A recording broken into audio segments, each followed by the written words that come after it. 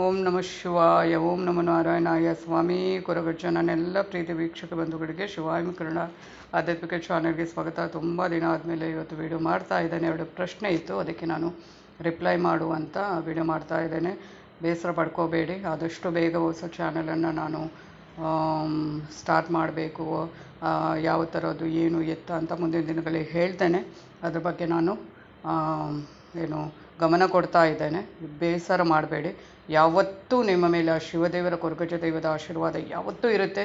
ಆ ಶಿವದೇವರ ಆಶೀರ್ವಾದ ಯಾವತ್ತೂ ನಿಮ್ಮನ್ನು ಕಾಪಾಡುತ್ತೆ. ಅಂದರೆ ವಸಂತಾಚಾರ್ಯ ಆಗಿರ್ಬೋದು, ಅನುರಾಧ, ಶ್ರೀನಿವಾಸ ಮೂರ್ತಿ, ದೀಕ್ಷಿತ, ಆನಂದ್ ಕುಮಾರ್, ಗುರುಸ್ವಾಮಿ, ಎಂ ವಿ ಲಕ್ಷ್ಮಿ, ವೈಷ್ಣವಿ, ಮಂಜುಳಾ, ನಾಗಶ್ರೀ ಆಗಿರ್ಬೋದು, ಸುಮಿತ್ರಾ ಶೆಟ್ಟಿ, ಅಕ್ಷತಾ ಶೆಟ್ಟಿ, ಬಿಂದು ಭಾರತಿ, ಗೋಪಾಲ್, ಹಾಗೆಯೇ ಜ್ಯೋತಿ ಚಿತ್ರಾಪುರ ಆಗಿರ್ಬೋದು, ಪ್ರತಿಯೊಬ್ಬರ ಮೇಲೆ ಗಿರೀಶ್, ತುಂಬ ಮಂದಿ ಪಾಪ ಮೆಸೇಜ್ ಮಾಡ್ತಾರೆ, ನೀವು ಮಾಡ್ತಾ ಇರ್ತೀರಿ.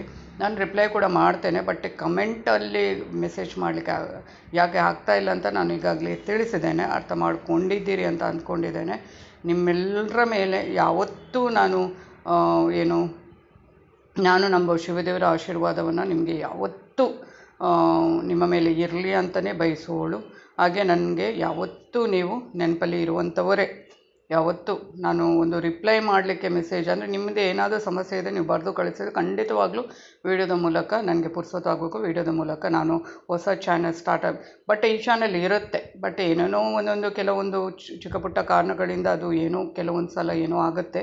ಅದನ್ನು ನನಗೆ ವೀಡಿಯೋ ಹಾಕಲಿಕ್ಕೆ ಅಷ್ಟು ಇದು ಆಗ್ತಾ ಇಲ್ಲ. ಬಟ್ ಇರುತ್ತೆ, ಈ ಚಾನಲ್ ಇರುತ್ತೆ. ಮತ್ತು ಹೊಸ ಚಾನಲ್ ಮುಖಾಂತರ ನಾವು ಅದು ಯಾವ ಥರ ಇರುತ್ತೆ ಅದ್ರ ಬಗ್ಗೆ ನಾನು ಹೇಳ್ತೇನೆ. ಏನಾದರೂ ಪ್ರಶ್ನೆ ಇದೆ ಖಂಡಿತವಾಗ್ಲೂ ನಾನು ಪುರ್ಸೊತ್ತು ಸಿಕ್ಕಿದಾಗ ಖಂಡಿತವಾಗ್ಲೂ ವೀಡಿಯೋ ಮಾಡ್ತೇನೆ. ಹಾಗೆಯೇ ಇನ್ನೊಂದು ಏನು ಅಂದರೆ ಅದೇ ಸೋನು ಚಿತ್ರಾಪುರ ಅವರು ಹೇಳಿದ್ದು, ಅವರ ಅಪ್ಪ ಫೆಬ್ರವರಿ 14th ಇಸವಿ ಹೇಳಿಲ್ಲ, ಶುಕ್ರವಾರ ದಿನ ಹುಟ್ಟಿದ್ದು, ತೀರಿದ್ದು ಜೂನ್ 14th ದಿನ ಶುಕ್ರವಾರ ಆಗೈತೆ ಅಂತ ಹೇಳಿದರು. 2024 ಎಕ್ಸ್ಪೈರ್ ಆಗಿದ್ದಾರಂತೆ. ಯಾಕೆ ಆ ಥರ ಸೇಮ್ ಡೇಟ್ ಅದು ಸಾಮಾನ್ಯವಾಗಿ ಅದು ಬರುತ್ತೆ ಸೋನು. ಯಾಕಂದರೆ ಅದು ದೇವರ ನಿಶ್ಚಯ ಆಗಿರುತ್ತೆ. ಮತ್ತು ತುಂಬ ಮಂದಿಯ ವಿಚಾರದಲ್ಲಿ ನಾನು ನೋಡಿದ್ದೇನೆ ಕೂಡ, ಕೇಳಿದ್ದೇನೆ ಕೂಡ. ನನಗೆ ಏನೂ ಸಮಸ್ಯೆ ಇಲ್ಲ. ಅದು ಶುಕ್ರವಾರ ದಿನ ಒಳ್ಳೆಯ ದಿನವೇ. ಹಾಗೆಯೇ ಅದು ಅದರ ಬಗ್ಗೆ ಯೋಚನೆ ಮಾಡುವುದು ಅಥವಾ ಅದರಿಂದ ತೊಂದರೆ ಏನೂ ಇಲ್ಲ. ಓಕೆ, ಅದರ ಬಗ್ಗೆ ಏನೂ ಯೋಚನೆ ಮಾಡಬೇಡಿ ಸೋನು ಅವರೇ. ಒಳ್ಳೆಯದೇ, ಒಂದು ಲೆಕ್ಕದಲ್ಲಿ ಅದು ಒಳ್ಳೆಯದೇ ಅಂತಲೇ ನನ್ನ ಒಂದು ಪ್ರಕಾರ. ಬಟ್ ಅದರಿಂದ ಏನು ಸಮಸ್ಯೆಗಳು ಅಂತ ಏನೂ ಇಲ್ಲ. ತುಂಬ ಮಂದಿಯ ಒಂದು ಇದರಲ್ಲಿ ಆಗುತ್ತೆ ಆ ಥರ. ಅಂದರೆ ಹುಟ್ಟಿದ ದಿನ ಸಾಯುವ ದಿನ ಆಗಿರ್ಬೋದು, ಹುಟ್ಟಿದ ತಾರೀಕು ಸಾಯುವ ತಾರೀಕು, ಆ ಥರ ಒಂದೇ ಲೆಕ್ಕ ಬರುತ್ತೆ ಅದು ಸಾಮಾನ್ಯವಾಗಿ. ಹಾಗೆಯೇ ದೀಕ್ಷಿತ ಅವರು ಕೇಳಿದರು, ಆರೋಗ್ಯ ಸಮಸ್ಯೆ ಕಾಡ್ತಾ ಇದೆ ಅಮ್ಮ ಅಂತ. ಖಂಡಿತವಾಗಿ ಅದ್ರ ಬಗ್ಗೆ ಯೋಚನೆ ಮಾಡಬೇಡಿ. ಯಾಕೆಂದರೆ ಮೀನರಾಶಿಗೆ ಮಧ್ಯಮ ಶನಿ 7.5 ನಡೀತಾ ಇರುವುದರಿಂದ 7.5 ಇದ್ದಾಗ ಆರೋಗ್ಯ ಸಮಸ್ಯೆ ಆಗಿರ್ಬೋದು, ಹಣಕಾಸಿನ ವಿಚಾರದಲ್ಲಿ ಸಮಸ್ಯೆಗಳು ಬರುವಂಥದ್ದಾಗಿರ್ಬೋದು, ಗಂಡ ಹೆಂಡತಿ ಮಧ್ಯೆ ಅಥವಾ ಸಂಬಂಧಗಳ ಬಿರುಕು, ಅಥವಾ ಏನೇನೋ ಸುಮ್ಮನೆ ಜಗಳ ಆಗುವಂಥದ್ದು, ಅಥವಾ ಏನೇನೋ ಒಂದು ಕಷ್ಟಗಳು ಬರುವಂಥದ್ದು, ಅದೆಲ್ಲ ಬರುತ್ತೆ ಮಗಳೇ. ಅದಕ್ಕೆ ಯೋಚನೆ ಮಾಡಬೇಡ. ನಾನು ಈಗಾಗಲೇ ಅದರ ಬಗ್ಗೆ ನಿನಗೆ ತುಂಬ ಸಲ ಹೇಳಿದ್ದೇನೆ. ಅದು ತನ್ನಿಂತಾನೆ ಆಮೇಲೆ ನಮ್ಮ ಗ್ರಹಗತಿ ಎಲ್ಲ ಸರಿಯಾದ ಮೇಲೆ ಅದೇ ತನ್ನಿಂತಾನೆ ಎಲ್ಲವೂ ಸರಿಯಾಗ್ತಾ ಹೋಗುತ್ತೆ.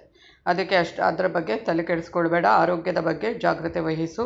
ಮತ್ತು ಆದಷ್ಟು ನಾನು ಹೇಳಿದ್ದೇನೆ, ಅದಕ್ಕೆ ಪರಿಹಾರ ಏನು ಅಂದರೆ ಹನುಮಾನ್ ಚಾಲೀಸ, ಶಿವದೇವರ ಒಂದು ಓಂ ನಮಃ ಶಿವಾಯ ಆಗಿರ್ಬೋದು, ಶನೈಶ್ವರ ಮಂತ್ರ ಆಗಿರ್ಬೋದು, ಅದನ್ನೆಲ್ಲ ನಿರಂತರವಾಗಿ ಪಠನೆ ಮಾಡೋದರಿಂದ ಆದಷ್ಟು ಆ ಸಮಸ್ಯೆಗಳಿಂದ ಹೊರಬರ್ಬೋದು. ನಾನು ಅಷ್ಟೇ ಹೇಳ್ತೇನೆ. ಅದರ ಬಗ್ಗೆ ಯೋಚನೆ ಮಾಡಿ ಆರೋಗ್ಯ ಇನ್ನಷ್ಟು